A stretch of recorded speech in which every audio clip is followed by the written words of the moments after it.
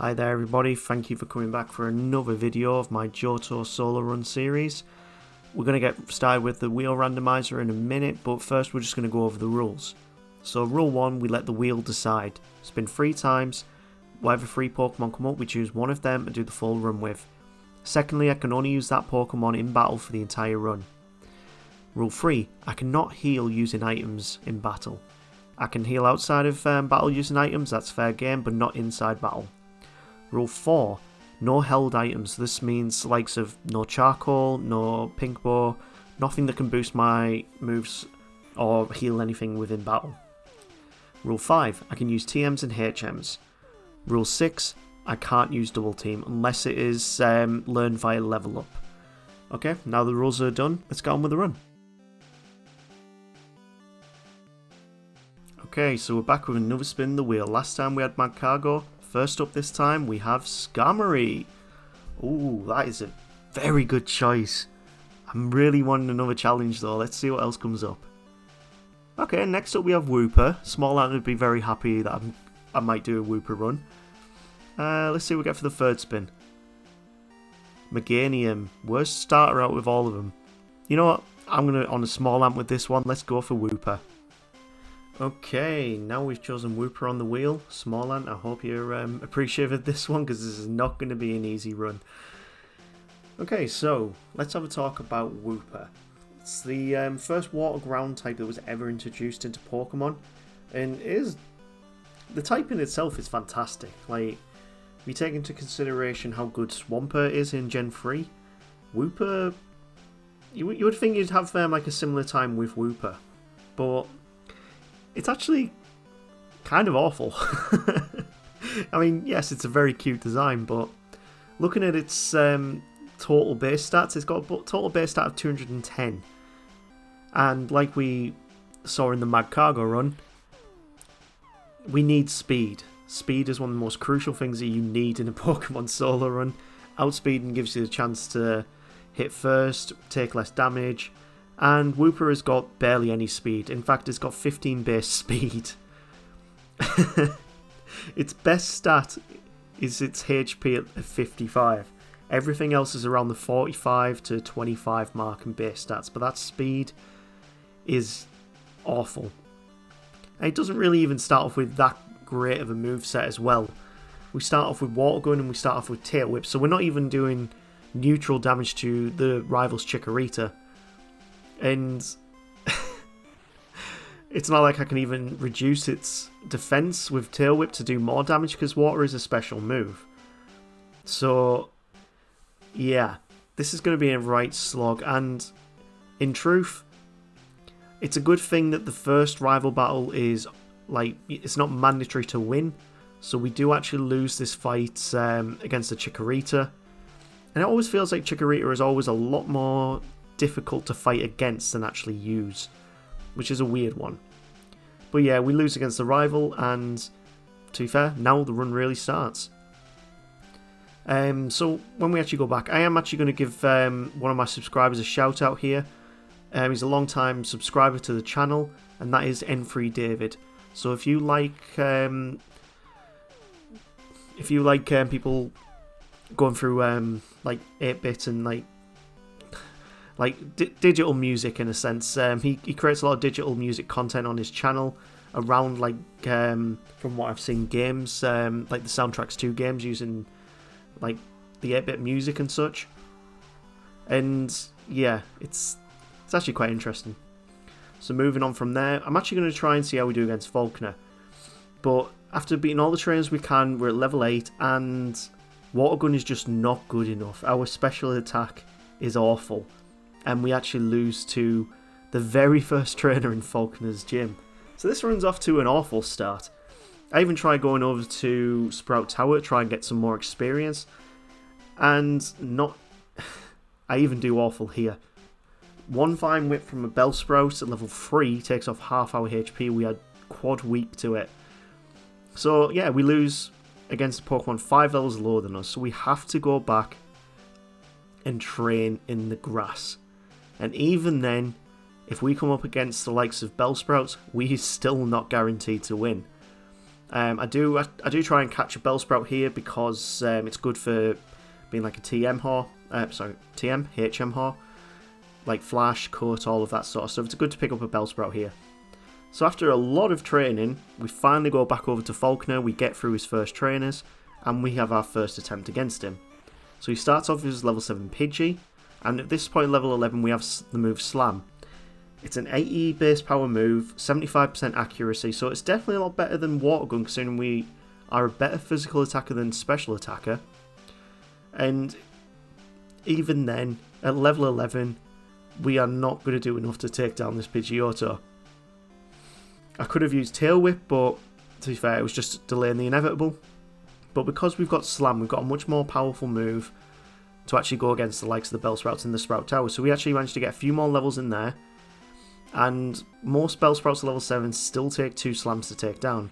If they would use Vine Whip in this battle, we would be in a massive, massive problem. Here they actually do, we're at 8 HP, but 2 Slams takes it down and we can move on to the Hoot Hoot.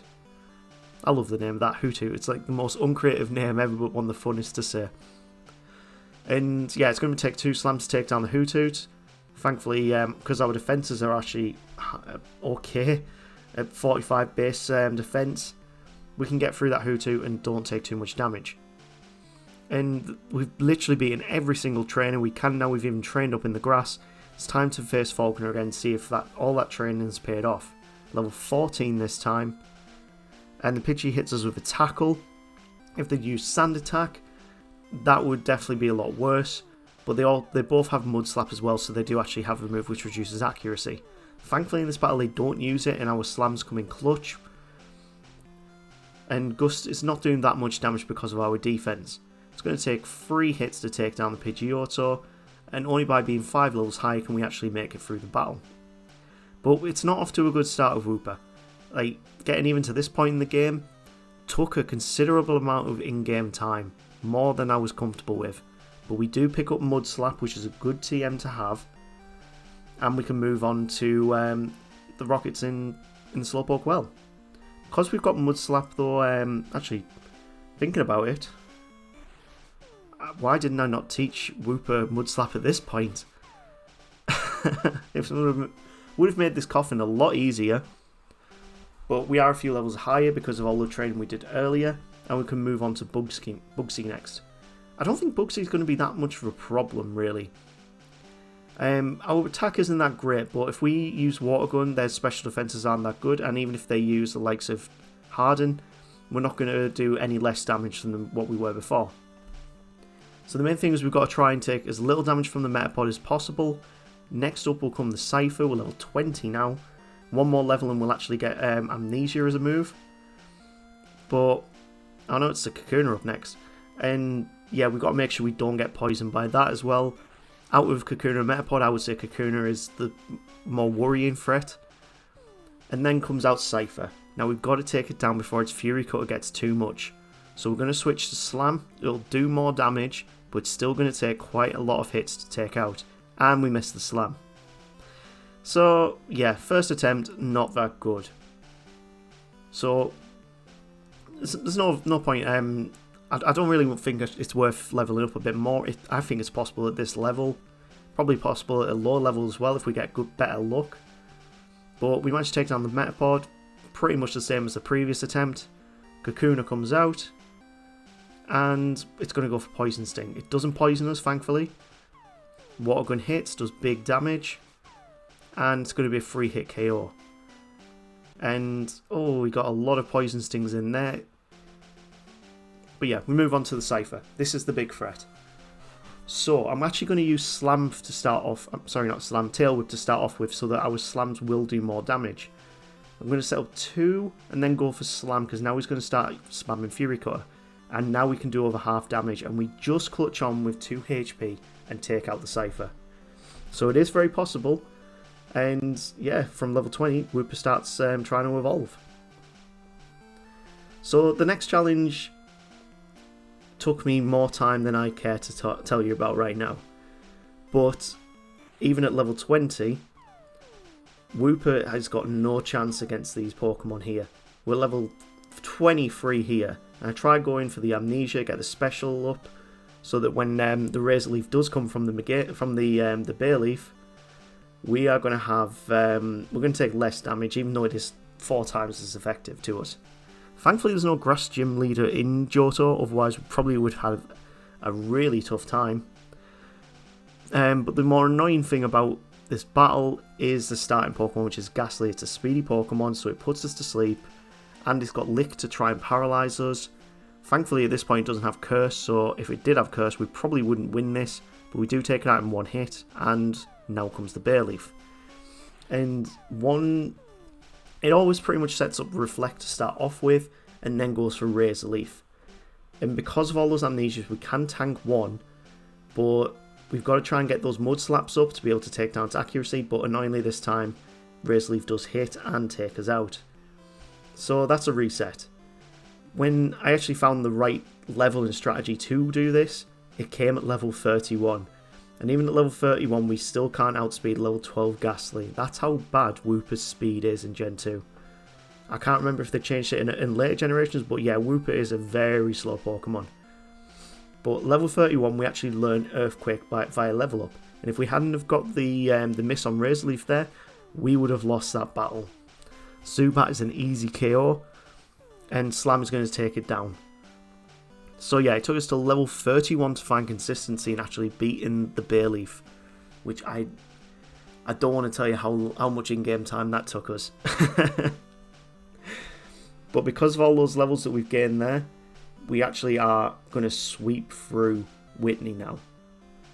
Which, considering she's quite one of the more annoying gym leaders with a Miltank, it's actually quite a nice feeling. We resist Miltank's rollout as well, and it's going to take 2 Earthquakes to take it down. So yeah, at this level, it's an easy win. Absolutely easy win. And the same actually will go for Morty.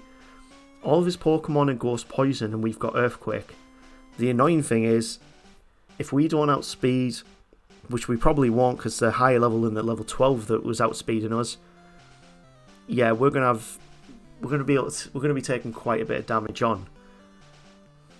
Saving grace about Wooper's base stats though is because of its 55 base HP, which is awful to be fair. I mean, we're level 35 here and we haven't even broke the 100 mark. Which, if you're probably predicting what's going to happen later on, yeah, it's going to really be detrimental. But when it comes to Morty, as long as you can tank the hits, and because of the level we are at, we can, it means that Earthquake's pretty much going to one-shot everything. So Morty actually does become a very easy win. But we wouldn't have... we probably could have done this at a much lower level. I reckon we probably could have done this at like level 28. But we could never have got past that Bay Leaf if we were at level 31. So there's not many other moves that Wooper can learn after this. At level 41 it gets Rain Dance. I'm not really using water moves right now. And then at level 51 it gets Mist or Haze. So there's not many other attacking moves we can get, apart from with our TMs and HMs. Moving on to Chuck, as you can see here in Cyanwood, because of the level difference we're actually doing pretty well. But we get put to sleep by the Poliwrath. It uses Surf. It's technically neutral damage on us because we are part ground type, and it does a lot of damage. So if he doesn't use something else, no, uses Surf, and there we go, we've lost against Chuck again. Chuck seems to be one of the strangely harder Pokemon, gym leaders that I've been going against in these runs so far in Johto. I mean, Yangma had a decently easy time against him, but Magcargo and Wooper are both having really bad times. So I try to go for Amnesia so that Surf won't do as much damage, and once we've set up 1 or 2, we go for Earthquake, and it'll do a lot of damage. Earthquake is definitely our main move for this run. Poliwrath comes out, we're at half HP, and because we've increased our special defense, he goes for Dynamic Punch instead. And then 2 Earthquakes takes him down, and it becomes quite a trivial battle after that. But we are level 39 at this point.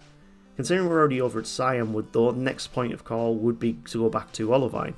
We could go over to Mahogany, but considering we're already here, let's go against Jasmine and see how we do. We do have super effective moves, so this actually might not be too bad of a battle. And they don't have Levitate ability in this gen. So, Earthquake 1 takes it down, Steelix comes out. Earthquake hits, we're only 4 levels above, it does just under half damage. That's not good. I opt for Ice Punch and Iron Tail misses, thankfully, and then another Earthquake takes down the Steelix. So I'm surprised we've managed to get through the battle this far without actually losing any HP. But in hindsight, Jasmine actually became one of the easier gym leaders. First time victory. And it means we can move now onto Mahogany Town and start doing the Rocket side quest. Which, in my opinion, they could have left it out this game and I would have been completely content. And as I have for the last few videos, let's see how we do against the Red Gyarados. So, Ice Punch is going to do kind of neutral damage to it. What I'm actually hoping for was a freeze, but we didn't get it, so I'm going to have to go for Return. Return is a great move if you've never used it before in Gen 2. Honestly, absolutely key sometimes, and the way it works is the higher your friendship, the more damage it does, up to like a certain range. So considering we're better physically attacking than we are special attacking, it's worth having on the moveset. And we can move on to the Rocket Hideout, take out the executives. And this executive starts off with an Arbok, level 23. We're level 43 by this point, and we've got Earthquake, so it's going to be an easy win. Gloom is up next. Earthquake is super effective as well. It goes down in one hit. And last up is Murkrow. This is the reason why we chose Ice Punch. Mainly because we know Lance is going to be coming up in the later battles. We know Claire's coming up. So having an ice move there is going to be key to defeating both of those. Doesn't mean they're going to be easy though. They all do massive damage. They use paralysis on you. So when it comes to Claire and Lance, we're going to have a hard time still. I'll tell you who we're not going to have a hard time against. Price. He is weak to ground type moves, so Seal goes down in 1. And next up's the Dugong. Again, it's water ice, so another Earthquake's going to take it down. But it still doesn't take it out in 1, which is quite annoying. So we go for Amnesia, get our special defense up.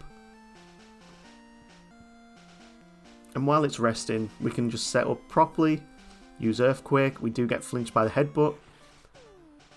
And this time Earthquake does a lot less damage and he uses Rest again. Rest is a great stalling strat, but it's very annoying when you try and do a solo run and get the best time you can. Last up's Piloswine. Even though it's a ice ground type, it still takes a lot of damage from Earthquake. And there we go, that's Price done first time. It's not very, I don't think it's going to be very often that we'll lose to Price, but we'll soon find out as we do more runs in Johto. And yeah, the only other thing we can do now is the Rocket side quest. So I'm going to skip most of it because they are just very long and kind of boring battles. So we're going to move straight to the rival in the quest. First he sends out his Golbat. We're going to set up our Amnesias because we know the Meganium's coming. The big problem about that with the Golbat though is it has Confusion, like Confuse Ray. It uses Wing Attack, so we do lose a considerable amount of damage. Once we're not confused though, it's going to take 2 Ice Punches to take it out. We're down to 39 HP here, and it's not looking good at all. I could see the more and more this run went on how much I actually started to dislike Wooper. It doesn't matter how cute the Pokemon design is, if the stats are that awful and the movesets just aren't doing as much as you hope they would, and all you can do to get through it is level up, yeah, you've got a bad Pokemon. Sorry, Whoopie Boy, but as cute as you are just very annoying to use. It'd make it quite interesting though when we get to the Quagsire run. That could be, hopefully, well, you'd hope with having better base stats such that Quagsire will be a much easier run. But we'll soon find out when it comes up on the wheel. On this attempt, we do manage to get past the Meganium with an Ice Punch. Earthquake's can do a lot of damage on Sneasel. Not taking it out though, which is quite worrying, considering we're nearly 20 levels above it. Magnemite we know is going to go down to Earthquake, double super effective against it. And last up's Haunter. We know from Morty that Earthquake is super effective, and we take it down. So it took us to level 53 to be able to beat the rival on this Rocket side quest. And that's bad. That is bad. And there's only one thing left to do on the side quest, and that is the Rocket Executive. We went into this battle with not much HP, well, just over half. And I managed to keep all of my Earthquake PP for this battle, because I know that Earthquake will pretty much one-shot everything here. Level 55 at this battle. And the Houndoom does massive damage with Feint Attack. That just shows how frail we actually are as a Pokemon. But now the side quest is done. We've only got one gym leader left, and that is Claire. We do have an Ice type move, but frankly, I am not going into this confident based off previous battles. So Whoop comes out. We're going to set up an Amnesia, and annoyingly Surf does decent bit of damage. So they switch over to using Slam now. I've raised my special defense, and now Ice Punch should do decent damage. It will never one-shot at this level. It's going to always be a two-shot, but they also know that I am a ground-type Pokemon, so they actually won't use Thunder Wave, which is great. Because that has been the major sticking point in a lot of these runs when you get to Claire, that her Dragonairs use Thunder Wave and then slow you down. But they keep consistently hitting with Slam, and it's always taking 2 hits to take them out with Ice Punch, and we've still got Kingdra to go. So this is not looking good. I'm not confident we're going to win this attempt. We do have Return, but Hyper Beam hits, and we lose this attempt. So how am I going to do this differently to be able to get past Claire? Well, the strategy's not too dissimilar, really. It's still possible at level 57. You set up your Amnesias, you hopefully don't take too much damage from Surf and Slams, but Earthquake does a lot more damage. And that's because it's a physical attacking move, so it actually does take them out in one. And I wish I'd done this before I'd attempted this battle about 10 times using Ice Punch, but we actually get through to the Kingdra with a lot more HP. If they use we do survive, and 2 Earthquakes is enough to take out that Kingdra. So, yeah, I did lose a lot to Claire, but what can you do? Sometimes all you can do on these solo runs is to level up to be able to get past bigger sticking points in the road. But talking about roads, we're at Victory Road now against the rival for the last time. And this time he starts off with his Sneasel. So Whoop comes out. We're going to go for Amnesia. Because he's not going to be able to do much damage against us with his moveset. To be fair, Sneasel's moveset is actually not that good on the rivals team. We can set up as much Amnesia as we need, and then switch into using Return. We're only at level 60 here, but we know we've got high special defense now. Razor Leaf, if it crits, will still do massive damage, so we've got to hope for no crits. And Meganium goes down for 2 Ice Punches. Next up's a Golbat, and we know it's weak to Ice, so that's all we're going to do. Confuse Ray hits, which is annoying, and we hit ourselves. But because of our level and the defense we do have now, we're not going to do very well here. And annoyingly, the Golbat does take us out with a crit. So it's definitely possible to do it with this strategy. We just got to kind of rely on a bit of good RNG here. So we set up the Amnesias. You only need 2 or 3 to get yourself up to max special defense. Hopefully you haven't taken too much damage in that time. Earthquake's going to do big damage on the Sneasel. And next up's the Meganium. So hopefully we don't get crit here. Ice Punch. It's going to take 2 hits. Annoyingly though, they have got a Reflect set up now though, so it means that Earthquake's not going to do that much damage. Thankfully, the next Pokemon up is the Golbat. We need to make sure that it doesn't confuse us. Okay, that's good. Taken down with 2 Ice Punches. And next up's Kadabra. So an Earthquake, it's got pretty bad defenses, so a Return or an Earthquake will pretty much one-shot it. And next up's Magneton. We know an Earthquake's going to take this out in 1. The Reflect's gone as well, which is great. And Earthquake delivers. Level 61 now. And Haunter comes out. Earthquake it up. And there we go, that's the rival done. I'm not happy that it's taken me to level 61 to be able to get through these battles consistently, but again, you have to be high level sometimes to be able to get through certain sections of the game. Gen 2 is a lot less forgiving than Gen 1 is with solo running, which makes me interested to see how like to Gen 3, Gen 4, Gen 5 and so on solo runs will actually go. But we'll come to them when we've actually finished these playthroughs. So first time against Will, I got completely decimated. I spent too much time trying to set up my amnesias, and we got taken out on the first Xatu. So we have to take our strategy a little bit different here. We need to keep Ice Punch for the Dragon types, but we're gonna have to just go for Ice Punch straight away, and Psychic hits critically, which is not good. But we get the freeze on Xatu, and this actually leaves us to set up our amnesias. And now we've got full amnesia set up. We can hopefully do a lot of damage against the Pokemon coming up. Exeggutor's weak to ice, so one Ice Punch is going to do around about 3/4, and we get a second freeze.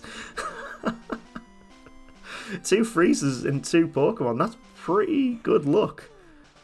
Okay, so we know Jinx is weak to ground. We're going to go for an Earthquake. Okay, I take back what I said earlier. Considering how frail Wooper is, its moveset is actually really good. It's very varied, good stabs. And we're taking out the Slowbro now. We've just got one Xatu left. Goes for Psychic, and because of the special defense increases, we are going to finish this battle winning. Whew. Tell you what, that Will is quite well placed in the Elite Four, considering Lorelei in Gen 1 is usually the harder Elite Four member when you start off against her. Yeah, I'd say Will's very well placed. So moving up to the second, which in the previous gen would have been Bruno, it's now Koga. And Koga is, I say this every video, he's the weirdest addition to the Elite Four that I think that there was. Wooper is not doing very much with Ice Beam, but Return does massive damage, so we're going to switch to using that. Next up is the annoying Fortress though. Fortress? Yeah, I think that's the way you pronounce it. I think I've been saying Fortress all this time. And then I completely forgot that it's also... I think it's Bug Rock or Bug Steel, one of the two, and our ground type moves will do massive damage on it. Next up's the Crobat, and it uses Double Team, which is alright. It's not as broken as it was in Gen... Oh, for God's sake, we get another freeze. But annoyingly, he uses Full Restore. So, now we set up 2 Double Teams. He's starting to chip away at our HP. We need to take it down. Come on. No. I can't believe we've had 3 freezes in 2 Elite Four members and then no freezes throughout the rest of the run so far. Oh, it's only a 10% chance to freeze. Yeah, it's... Oh, wow. Psychic did a lot of damage there. Thankfully, Return does massive damage in return. And we can take it out in 2. We're not at very good HP here, though. Fortress is not going to do too much damage against us. He kind of uses more of a setup Pokemon with like the spikes. But we take it down in 2. We're not going to be switching out Pokemon, so the spikes don't matter. And then again, it's Crobat next. So we're going to go for the Ice Punch. Do we get the freeze? No, we don't. But we get 2 Ice Punches in. We're on 34 HP. Last up is Muck. Come on, Earthquake. One shot, please. And we do get in. So, a couple of tries against Will. 2 tries against Koga. They're not looking too bad so far. But next up is Bruno. And there's this whole internet meme about how much of a joke Bruno is. He's not a good Elite Four member. But in Gen 2, in terms of the runs I've done so far, he's actually been very annoying to beat. So I completely forgot about this mechanic in here. If an opponent uses Dig but you use Earthquake, it still hits them. And I think that's a really cool mechanic. So that's 2 Pokemon down. Hitmonchan's out next. It hits with Mach Punch, which does quite a lot of damage because of the crit. And we hit ourselves in Confusion. So we're down half HP. And we hit ourselves in Confusion again. He's going to Mach Punch us to death. Yep, we lose to Hitmonchan. Oh, wow. We lost against Bruno again. But that's not going to happen the second time. I love the Dig Earthquake mechanic. So we take down the Hitmontop in the same way for the same time. And Earthquake takes out the Hitmonlee. Next up's the Hitmonchan. We're not confused this time, so hopefully we'll take it out in 1 Earthquake. We do, so next up will be the Onix. Oh no, he's gone for Machamp. If we get hit by Cross Chop, that could be the run ender. Oh, that doesn't actually do as much damage as I thought it would do. So we've only got one Pokemon left. It's the Onix. Do we outspeed? No, we don't. But our Earthquake does more damage. That's lucky. Bruno was more of a challenge than I thought he would be. So that leaves, we've got two Elite Four members left. First up is the Dark-type Pokemon, the Dark-type Elite Four member, Karen. 2 Earthquakes are going to take down the Umbreon, and we haven't taken any damage so far. Foulplume's up next. If we get hit by a grass move, at which one-shot Petal Dance, not even a crit. Okay, so we need to make sure we take out that Vileplume as soon as possible. But there's another strategy we can use, and that's to raise our special defense. That means that grass-type moves won't do anywhere near as much damage, but it leaves us open to getting hit by the Umbreon. So if I can freeze, we get another freeze. Oh, what is our luck with freezes? Oh, we've got full amnesia set up. Good HP. We might be able to do it on this attempt. So if we hit our Earthquake... Oh, we don't get hit by Stun Spore, but thankfully didn't go for Petal Dance.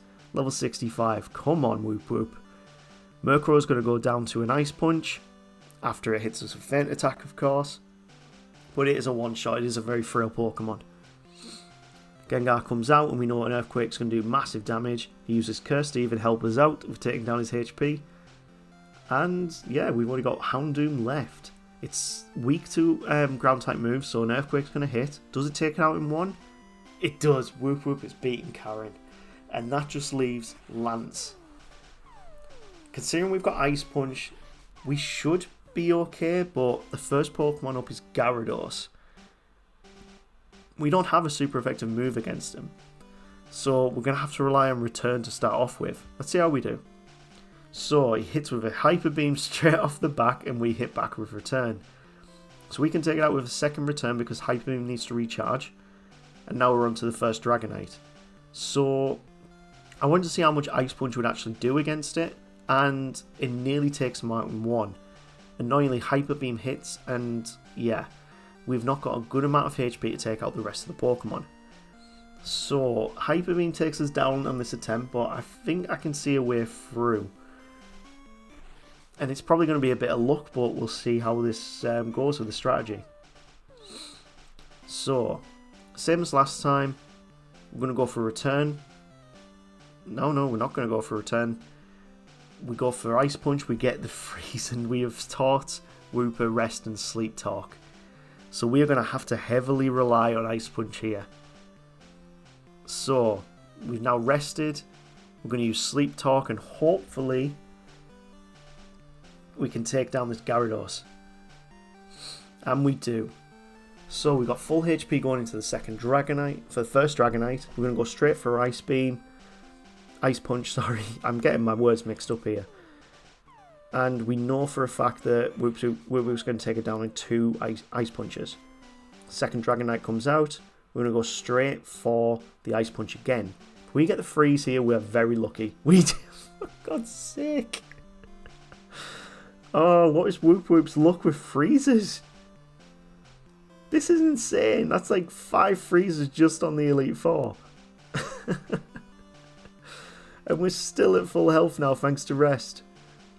And now the level 50 Dragonite comes out. He uses Safeguard. And we do super effective damage. He goes for a full restore. Can we get another freeze? No, we can't. But he goes for Outrage. We're going to lose a hefty amount of damage. But yeah, we've got through to the next Pokemon. And next up is Charizard.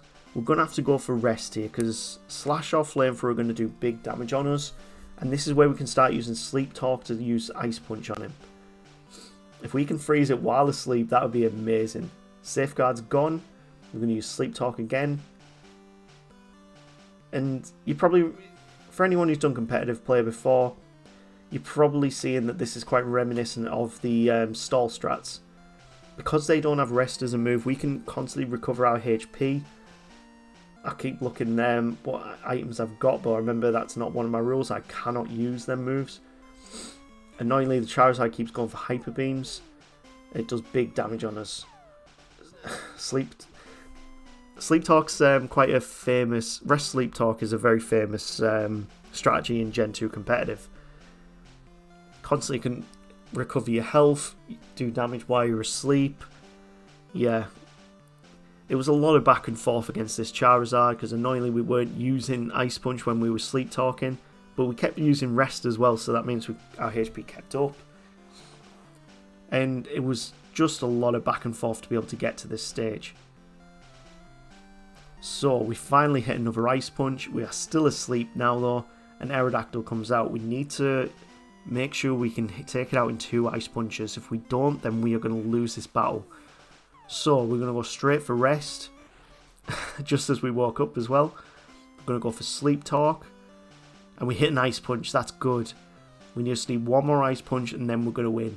Come on, wake up, please wake up. Come on, yes! And there we go. Level 66 Whoop has defeated the Elite Four. Actually kind of happy now at the level that we've been able to do that at.